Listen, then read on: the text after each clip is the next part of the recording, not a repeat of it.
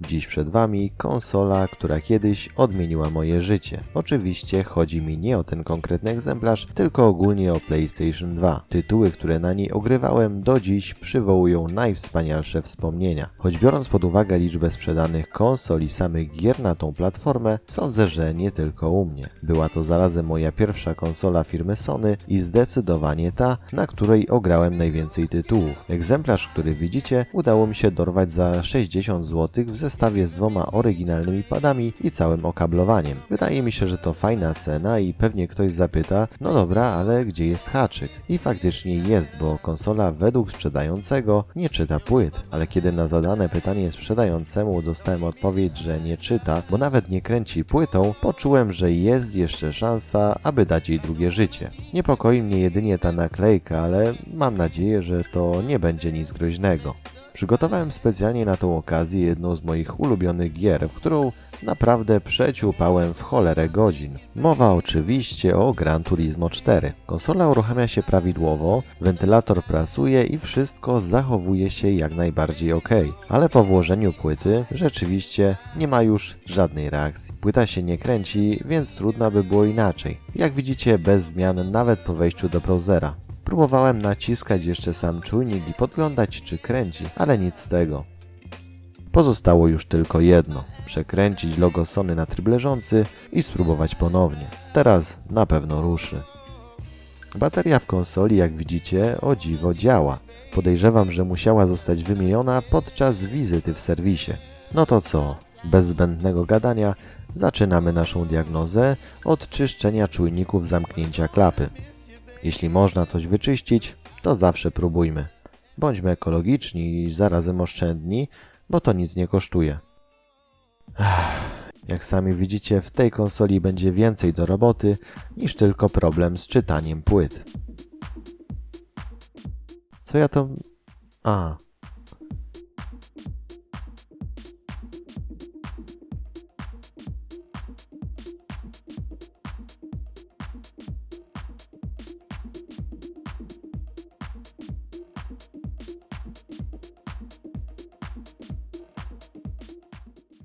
Otwieramy i sprawdzamy, co kryje się pod maską. Tutaj dokładnie widzimy, dlaczego ta śrubka wypadła. Jakiś szwagier myślał chyba, że koło dokręca w golfie, no i troszkę za mocno pociągnął, ale urwał. Wnętrze nie wygląda za pięknie. Widać, że konsola była narażona na wilgoć, dlatego wbrew pozorom jestem dobrej myśli. Zaśniedziałe styki jak najbardziej wchodzą w grę. I tutaj mamy naszego głównego podejrzanego. Numer 1. Niech Was nie zwiedzie to, że się wciska, bo to jeszcze o niczym nie świadczy. I numer 2. Ten drugi jest na płytce, którą moglibyśmy wymienić w całości. Ale po co płacić, jeśli możemy to wyczyścić?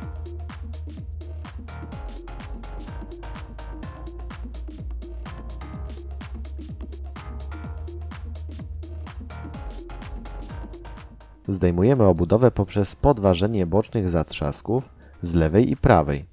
Teraz naszym oczom ukaże się zwieracz i styki, na których się skupimy.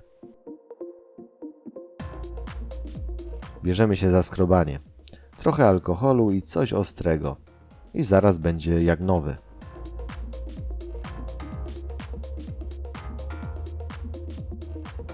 Zobaczcie pany. Świeci jak złoto.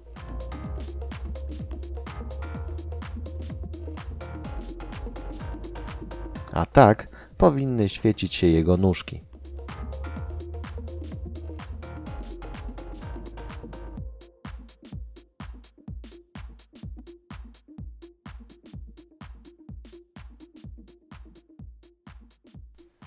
Sprawdzamy dla formalności. Bingo.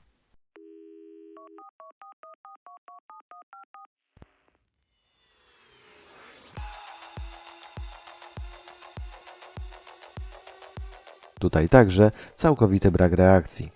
Samo czyszczenie w tym wypadku wygląda podobnie, z tym, że tutaj jest trochę więcej zabawy, bo musimy odlutować tą blaszkę maskującą. No i ogólnie, jeżeli ten zwieracz ze środka Wam wyskoczy, to jeśli robicie to po raz pierwszy, radzę od razu łyknąć jakiś nerwosol. Dla leniwych pokazuję, jak można go przeczyścić tak, aby mieć mniej zabawy. Przytrzymujemy dziada tak, żeby nie wyskoczył i myjemy.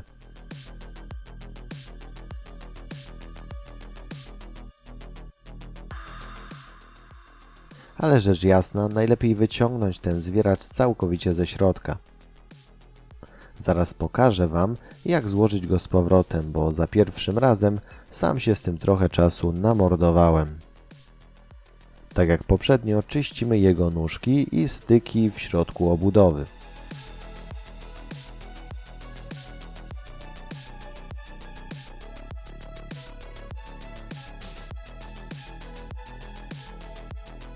Po skończonym zabiegu ma się błyszczeć mniej więcej w taki sposób. To jest ten przycisk i jego sprężynujące nóżki. Musimy złożyć je razem, jak na załączonym obrazku. Wiadomo, wszystko jest dla ludzi i ktoś to musiał wcześniej złożyć w japońskiej fabryce. Ale jeżeli ktoś składał takie zwieracze przez cały dzień, to naprawdę musiał być człowiek o stalowych nerwach. Jak przystało na zwieracz, zwiera. Więc składamy go w odwrotnej kolejności.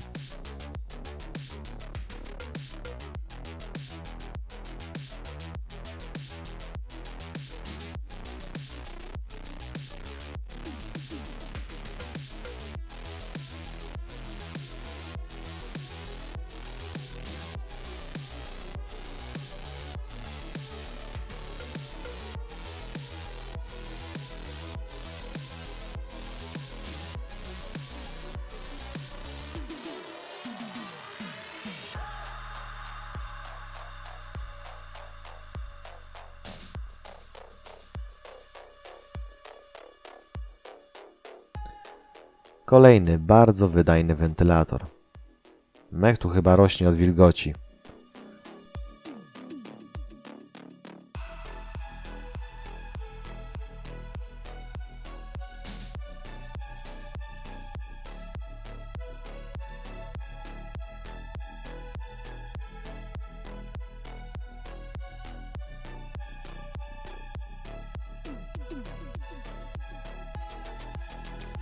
No i proszę, jak zauważyłem czerwone przewody i taśmę, to od razu wiedziałem. Chip, prawdopodobnie Ripper. Czy to dobrze, czy źle? Powiem Wam w podsumowaniu, aczkolwiek nigdy nie byłem fanem tych właśnie chipów. Cóż, zostawiamy tak jak jest i lecimy dalej. Termopadzik jak z kamienia. Trzeba będzie go wymienić.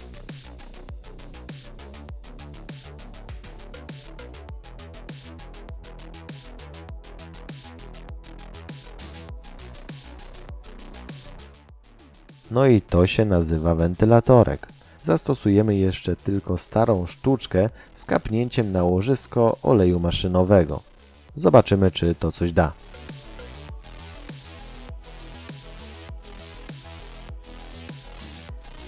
Kap, kap.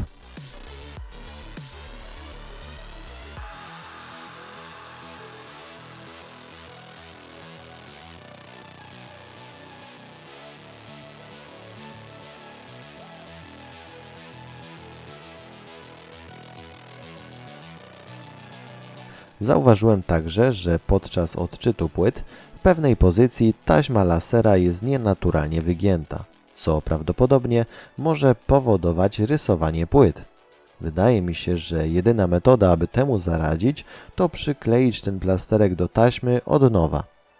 Wówczas, jak w latach swojej świetności, będzie sprowadzał taśmę do parteru.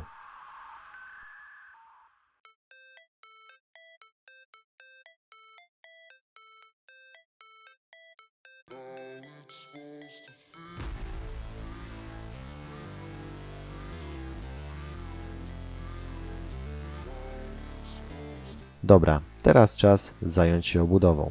Widzicie miejsce, w którym powinno być gniazdo na śrubkę. Ja wykorzystam jakieś ze starej obudowy. Wybieram takie, które ma te boczne skrzydełka podpierające. Wszystko kleję za pomocą kropelki, a jako wypełniacza używam sody oczyszczonej. Dla wielu może się to wydawać dość kontrowersyjne, ale dla mnie to bardzo solidne łączenie, które w dodatku w takich przypadkach sprawdza się idealnie. Także klej, soda i tak do ustranej śmierci, aż powstanie skorupka. Pozostaje nam jeszcze ta dziura, z której zostało wyrwane gniazdo na śrubkę i w której umiejscowiona jest stopka. W takim wypadku wycinam kawałek plastiku z jakiejś starej obudowy i ponownie przyklejam go tą samą metodą. Ale tym razem muszę odrysować szablon. Wykorzystam do tego kawałek twardego papieru. Ważne, aby miał chociaż w jednym rogu kąt prosty.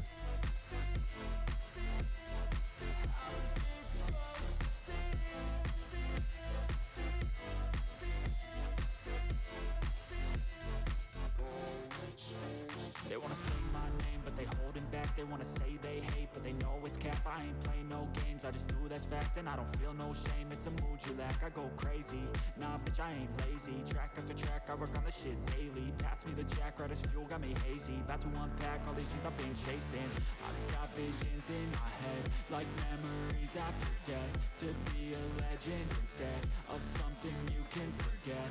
I'm living up every breath, I'd rather lead than be led. I'll fill the seats as I spread, with every word that I've said.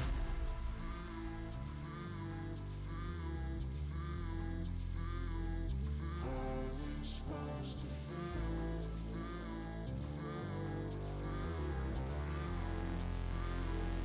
How's it supposed to feel?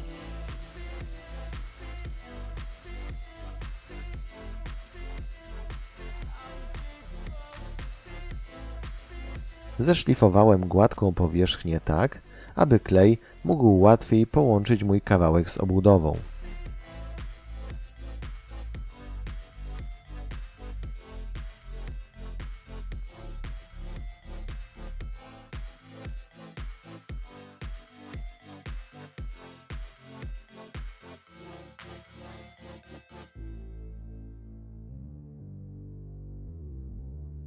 Mamy gotową warstwę, do której przykleimy stopkę.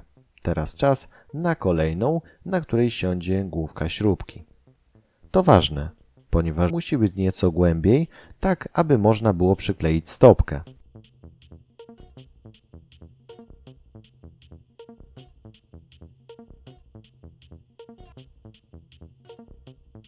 Tak to wszystko teraz wygląda. Pozostała ostatnia dziurka i składamy konsolę w odwrotnej kolejności.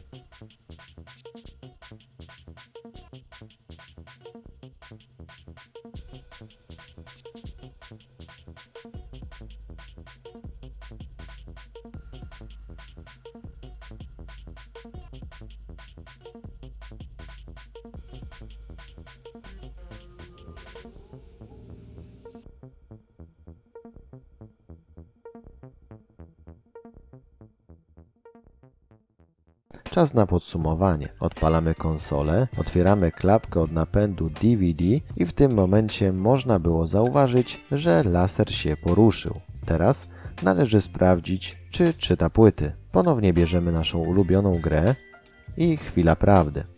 Już słyszę, że napęd się rozkręca i wydaje dźwięki niczym bolid Roberta Kubicy na torze Formuły 1. Oczywiście w latach świetności. Oh yeah, o to właśnie chodziło. Zwróćcie uwagę na napis Reaper 3.3. Jestem bardzo zadowolony, bo naprawa się udała. Płyty czyta i to całkiem sprawnie. Jeśli chodzi o samą konsolę, jest to model 70004. Dlaczego akurat ten? Ponieważ myślałem, że jeśli nie uda mi się naprawić napędu, wykonam w niej HDD mod. Ponieważ tylko ten model posiada wyprowadzenia na płycie głównej, do których można podłączyć taśmę IDE do dysku twardego 2,5 cala. Ale skoro czyta płyty, to szkoda mi tego zmieniać. Jeśli będzie zainteresowanie tym tematem, to może w przyszłości nakręcę film z taką właśnie przeróbką. Kiedy zacząłem czytać na temat chipu Reaper w tej konsoli, niestety nie doczytałem się niczego dobrego.